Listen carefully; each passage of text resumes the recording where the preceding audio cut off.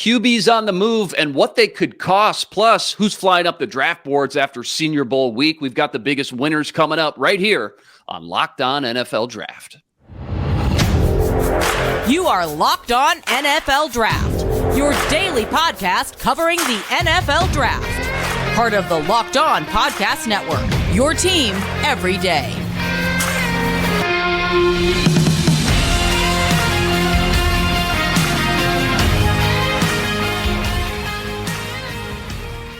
Back in the lab, Luke Inman alongside Ryan Tracy, and the 74th annual Senior Bowl is officially in the books. Ryan, you were on site live down in Mobile. You saw these guys up close and personal. I do want to get into all the biggest winners from the All-Star Week. But first, remember, this is your one-stop shop for all your NFL draft coverage over the next few months. So remember to like, rate, review, and subscribe to the YouTube channel. Drop us a question or a comment down below. Let us know what you think. And don't forget, we're a podcast too, free and available, all platforms. Subscribe, drop us that 5-star review, and take us everywhere on the go. All right, man, great to have you back. How was the trip? What's the latest? What's going on?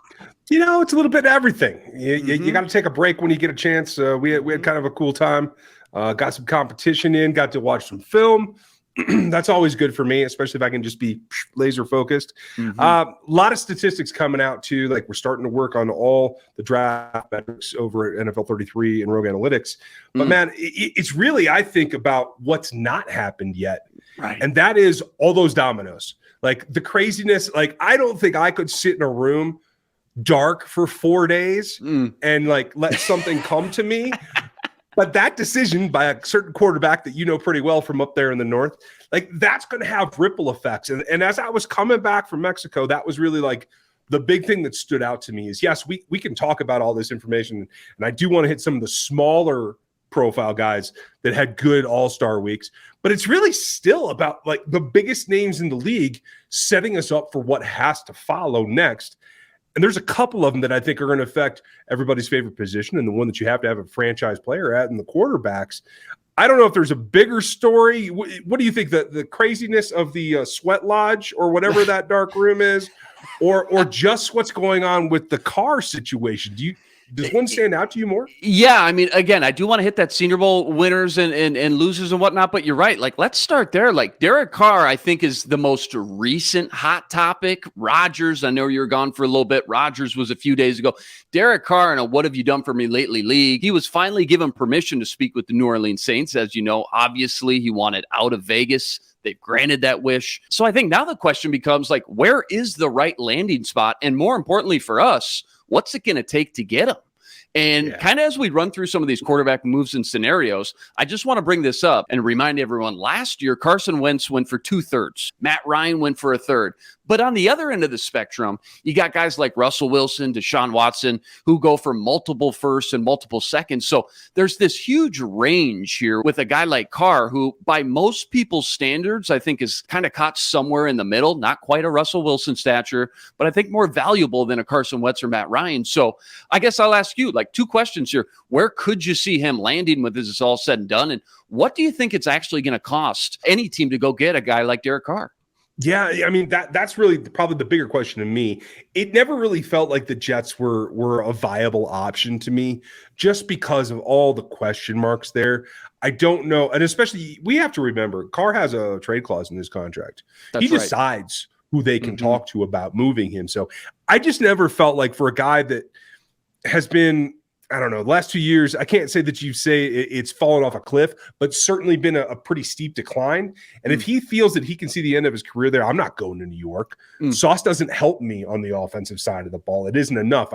I love Breece Hall, really happy with that, but that still doesn't give me enough to make me think that you can paste together an offensive line and make me feel comfortable. So I never thought that was reality. The Saints thing, I think, is more plausible. Clearly, it's the only team that they've been given permission to actually negotiate with.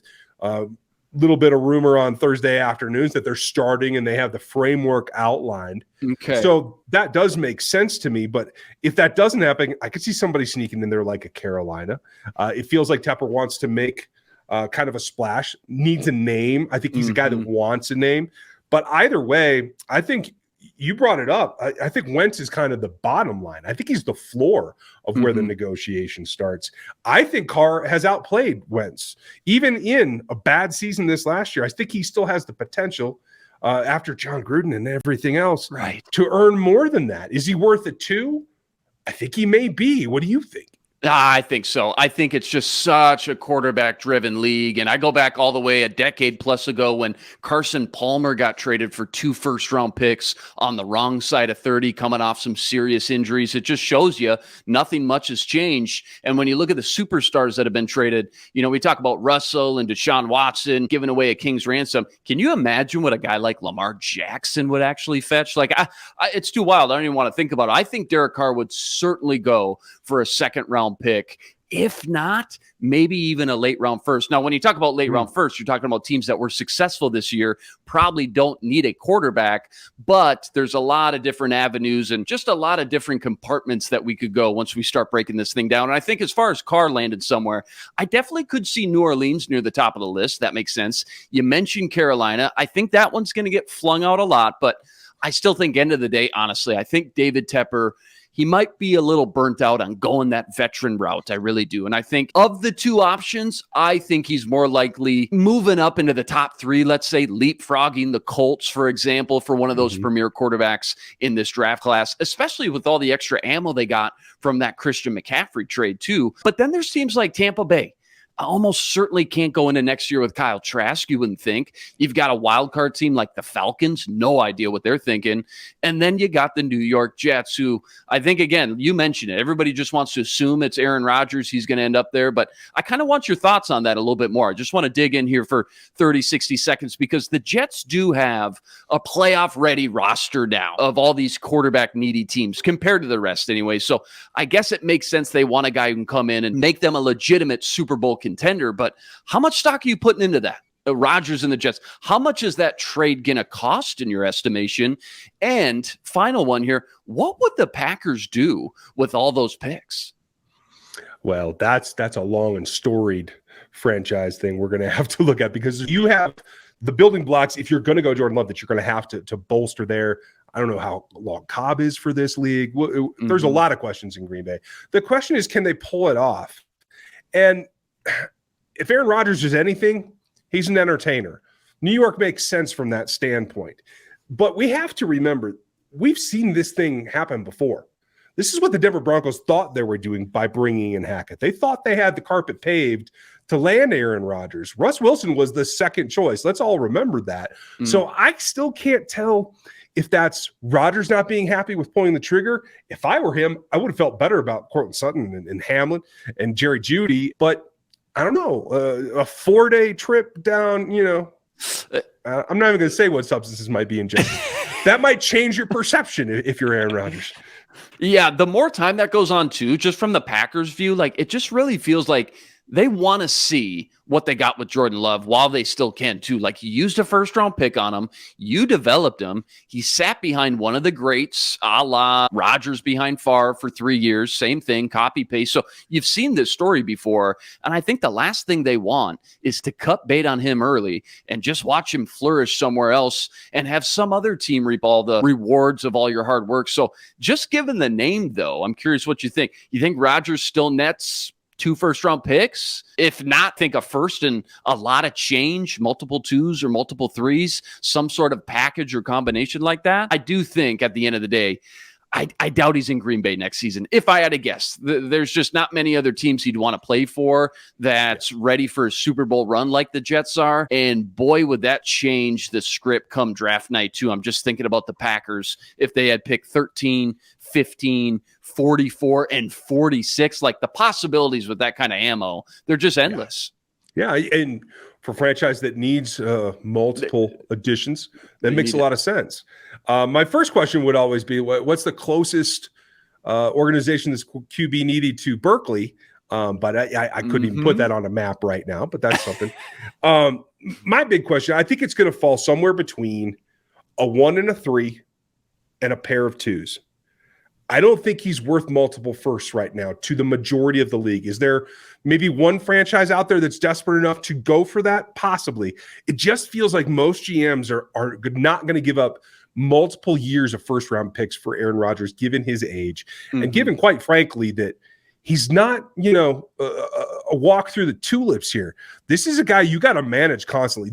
You are buying into a management situation that you got to really lord over and pay attention to. So I think that headache portion of it kind of limits anything beyond a single first and maybe a third. All right, one more here, just real quick. What do you think about Jimmy G? That seems to be kind of one flying under the radar a little bit. Doesn't sound like he'll be back in San Fran. He's not in those long-term plans. We know that. What's your gut say with Jimmy G as we sit here today? And what do you think a guy like that would cost for a team trying to grab him? I would put it this way. I do believe that Josh McDaniels will have a former Patriot as his quarterback next season. One way or the other, hell or high water, I think that's what's happening. Jimmy G right now, at least for the next 38 days, right? Because we have that long until Tom unretires again. So are we now going there already? Give it a week. Give it 2 weeks. Come on. I gave it 3 last time, and then I felt safe, and I was wrong. So I think it'll probably take, because especially they're going to know that when it comes down to the offers, I think there's going to be a little bit of an air of desperation there. I do think that they're going to squeeze a one out of it. I don't know that it's worth it, but we've seen crazier things happen. Could be multiple twos, and I think that might be something that they would push for. But I think San Francisco is going to come away with some quality draft capital to reinvest into their now, I think, really, really interesting quarterback battle with Purdy and Trey, and just reap the benefits. Now, if that doesn't happen, I do think that there's another option. Bill O'Brien knows Mac Jones. Everybody seems to think that that's positive. I'm not sold on that. Bill O'Brien knows Mac's positives and he knows his negatives. So I do feel like the performance they got from Bailey Zappi last year, I feel like one of those guys could be a potential trade for low value that they might be willing to work with. I'm not sure where Belichick's at right now in his return just in general.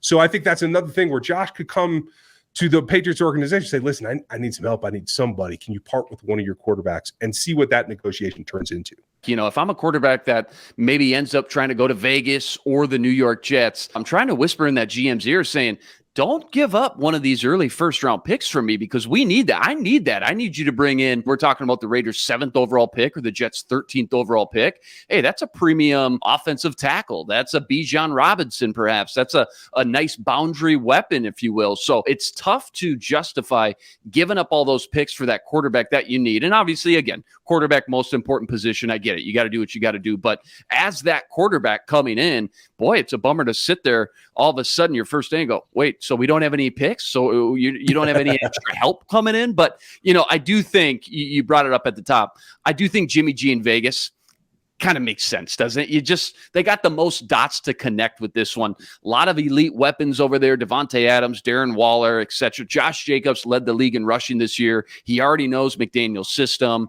And best of all, I don't think it would cost him that much, at least compared to maybe even Carr, especially Rodgers. And I think being able to keep that 7th overall pick again and use that to help whatever quarterback you bring in, just a huge factor for their early success next year in 2023. But yeah, it's a super fluid situation. All eyes on those guys right now. Obviously, all eyes on not just Rodgers, but Carr, Jimmy G, Lamar Jackson. We don't know what's going on with him. Geno Smith, Jameis Winston, Taylor Heineke. I mean, there's a lot of big name quarterbacks who could be on the move or just have some big decisions to make in the ongoing weeks. And rest assured, we'll be breaking it all down right here on the Locked On NFL Draft Podcast. All right, coming up next, we're getting into some Senior Bowl winners. But before we get to that, Ryan, I heard you got some special news you want to share with us. What do you got? There's a couple of things. We're going to have an extra episode. Our next show is going to be unique, and then we're going to have 4 people on here. We're bringing in new hosts at the Locked On NFL podcast. I think you guys are going to like it for the Locked On NFL Draft podcast, that is. We're going to have some new announcements as well as to what the future looks like around here, draft-wise and otherwise. So don't miss tomorrow's show when it'll be a 4-man rig here. You won't want to miss it. Senior Bowl talk coming up next after I tell you about FanDuel. It's the only app you need at your Super Bowl party, America's #1 sportsbook. Download the app now so you can bet on Super Bowl 57. FanDuel allows you to bet money lines, point spreads, and player props. It's safe, secure, and easy to use. Plus, you get your winnings instantly. Join FanDuel today. FanDuel.com/lockedon. That's FanDuel.com/lockedon, the official sportsbook partner of the NFL. All right, Ryan, winners from All-Star Week that are moving up the mock drafts. It does take a group like this to take a step back and just realize how spoiled we've been. And I'm talking about the quarterback position down there in Mobile. Every year we had big names, Derek Carr, Mayfield, Josh Allen, if not even the big name studs like middle round guys, Dak Prescott, Jimmy G, so on and so forth. Not the case this time around. Almost to the point, too, where it kind of became difficult to evaluate some of the wideouts because they just weren't getting a chance to make a play on the ball more times than not. So I don't expect any quarterbacks on your list, but maybe you'll surprise me. Give me one of your biggest winners you saw down in Mobile. Let's start on the offensive side of the ball. Just a guy who popped out to you the most.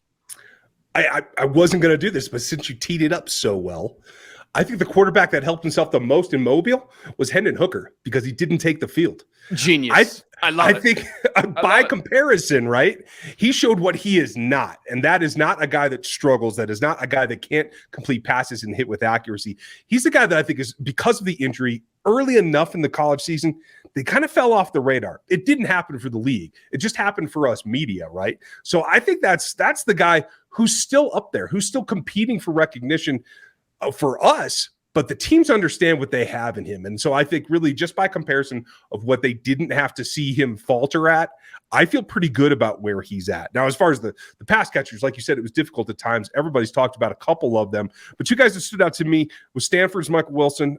He's gotten a little bit of pub, but when I go back to my notes from the season, I was really impressed with the way he got in and out of breaks for a guy that's like 6'2", 215. Really happy with that. And the dude, honestly, that I pull for a little bit is Trey Palmer, because I thought going to Nebraska in a situation like that where the quarterback play isn't probably what you're really looking for, he was able to stand out and be a guy that they could lean on. I think he showed the same thing last week in Mobile. For me, there was a lot of guys that impressed me in the trenches, specifically the offensive line. I know last week we talked, I did mention John Michael Schmitz. He seemed to just be kind of a hot name, a lot of buzz around him. There's another guy that stood out, though, too, Darnell Wright from Tennessee. And I know everyone talks about Osiris Torrance, the big guard from Florida, 351 pounds he comes in. A light 351 for him, by the way. Shed a little bit of weight before he got down there. But, Wright came in at 342. So we're talking, 9-pound difference? That's no slouch either. Over 6'5", 34-inch arms. I got to say, they both look like dwarfs next to DeJuan Jones. Broke the Senior Bowl record. I don't know if you saw that, 89.5-inch wingspan. But he did get knocked out after day one with a concussion. But back to Wright, looked the part of a starting tackle in the league. He's got the prototypical size.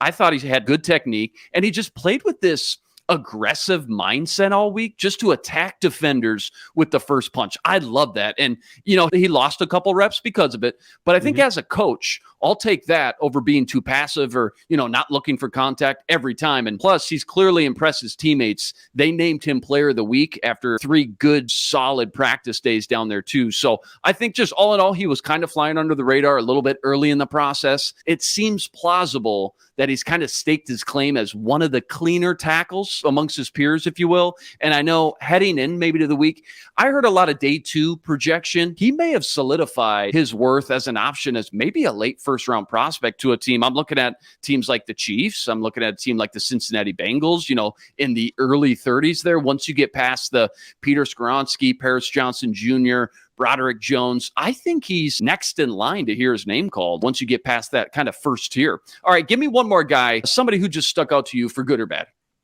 It was a guy that I mentioned on the live stream here on the channel the first night, and he just continued to surge through the week, and it's Atomi Adewale. I hope I'm saying that correctly. I'm going to have to practice the snot out of that. But Northwestern, undersized D tackle that penetrates, plays with great leverage, has a really strong upper body. And I mean specifically the shoulder girdle, because he can extend and control the extension. It's not just a pop and he's trying to duck under things. And I think that's his big thing, is when he gets a single contact where he can rip on the other side, he's a guy that can penetrate both gaps if he's lined up heads up. And I think that's something that we don't see enough of in the league. I want him in there. I know he's light, But in all reality, he doesn't have to be a 3-down player for me. I can take him somewhere in the 70 to 120 range and feel really good about my substitution package pass rush with him, knowing that he's got the goods to get there. So I'm glad to see that he flashed more than just what I saw day one. And he's a guy that I'm going to have to go back to the tape on and really fill it out. I love what you brought up about maybe just getting good value with him too, right? I mean, that's what the draft's all about. How do you maximize the value? Anybody can nail a first-round pick, but how do I win days 2 and day 3? And a guy like that, who's been kind of overshadowed by guys like, Will McDonald, Keanu Benton, Derek Hall. I'm glad you brought him up because I thought he had a good week as well. And it's just going to be interesting to see where he lands amongst his peers once we do get to draft weekend. All right, before we go, I wanted to continue our conversation we started last week about Anthony Richardson, quarterback from Florida. And I just flung this possibility out there. If Bryce Young, CJ Stroud, Will Levis, let's just say there's a world out there, they go 1, 2, 3. Chris Ballard may have no choice but to just reach on a guy like Richardson, who's clearly, I think for a lot of people, the 4th best QB, at least in a lot of people's eyes. I know you don't like the move. Tell us your thoughts on Richardson and the route I guess Chris Ballard would have to go if that's how it all shook out. Well, I mean, really, it's going to be a conversation between his guys and honestly, probably more so with himself. It's going to be a battle within Chris Ballard's skull because this is not easy. This is risk versus reward, but it's not even reward. The reward is that you get an elite physical talent that you have to coach all the way up. He is nowhere near prepared to play in this league from a pre-snap basis. Once he gets a read and he knows whether he can either run with it or he has somewhere to put the ball within his first 2 reads, he can deliver. The arm strength is not a question. I would argue it's right up there with Levis, but it comes to all the preparation. It is, in my opinion, nearly a blank slate for him to walk into the NFL level. And that means you have to have a carryover quarterback. And that means you have to have a quarterback coach and offensive coordinator that can all descend upon one guy and get him trained up. I'm not convinced that he's got that kind of caliber in terms of preparation skills and love for this game and the dedication to do that. So for me, the battle becomes for Chris Ballard. I see the talent, but can I get him there? And for me, there's no way that I take a risk at that point. In fact, I don't think here Levis is worth a top 10 pick, period. There's no way around it. Will they get pushed up artificially? It's possible. But if you just evaluate their performances on the field, statistically, however you want to put it, neither of them are worth it. The guy that I think you should be talking about is, would I trade out if I'm Chris Ballard, try to get back into the mid-teens and go get Hendon Hooker that I do feel can walk into an NFL room and at least run a competent offense and hand the ball off to Allen and move the ball around to some receivers that they picked? I personally would go that way. And if I'm counseling Chris Ballard, that's the way I'm pushing him. Tell me why I'm crazy. I do want to touch on Hooker here. First, I just want to clarify, I'm not saying that would be the right move for the Colts either. But if a team like Carolina with all those extra draft picks moved up to 3 for a quarterback, let's just say, and someone, I don't know, like the Falcons or Bucks or Raiders moved up for a quarterback, you never know. We've seen it all happen on draft weekend. They move up to 1 for a quarterback. We know Houston's got to take a quarterback. Then Chris Ballard just may be in that nightmare scenario there where you got to think long and hard about all his options at quarterback. And I think as raw as Richardson is, and you laid out a lot of great thoughts on him and why it is a bad idea, I just know Ballard loves the guys with tools, and Richardson's got a lot of tools, and some would argue as much as a Will Levis, who's likely to go in the top 5 as well with the size, arm, athleticism, and all that stuff. So he's just scratching the surface. He only started 1 season. That's what a lot of devil's advocate is going to tell you, but by no means do I think Ballard would be making the right choice at pick number 4. I like Hendon Hooker. Let's talk about him for a second. By the way, did you see he checked in at the Senior Bowl?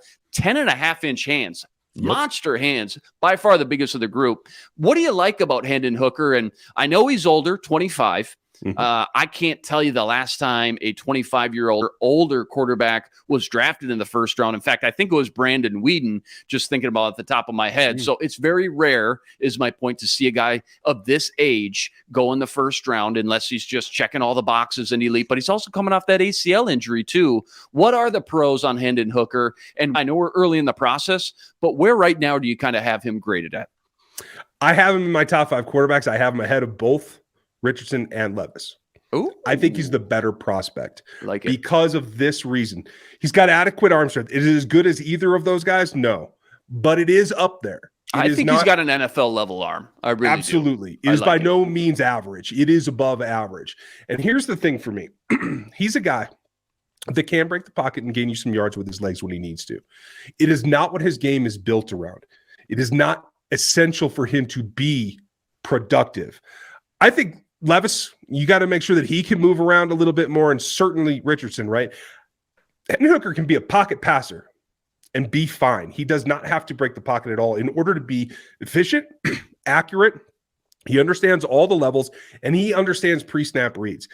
And it goes back to a quote that I heard maybe week 2 or week 3 of the college season, and it was Darnell Wright talking about the best player he'd ever played with, and it was Hendon Hooker. And that says a lot for a guy that, as you just said, can walk into a room full of brand new dudes and be the guy that they all agree is leading them. I think that's an underrated aspect of what we look for in quarterbacks these days. And I think for a guy like Ballard, who, let's be honest, plays for an owner that is unpredictable at best, and you can see that after a series of veteran quarterbacks that haven't worked out, you got to make some kind of splash. I want a guy with a higher floor than a higher ceiling for me. Mm-hmm. Somebody I can right the ship with, run the ball with, develop my defense, and just get to the point where I'm successful year after year. And then I can worry about making that leap if I have to. Let's just say he was 22, maybe 23, wasn't coming off the ACL, never got hurt.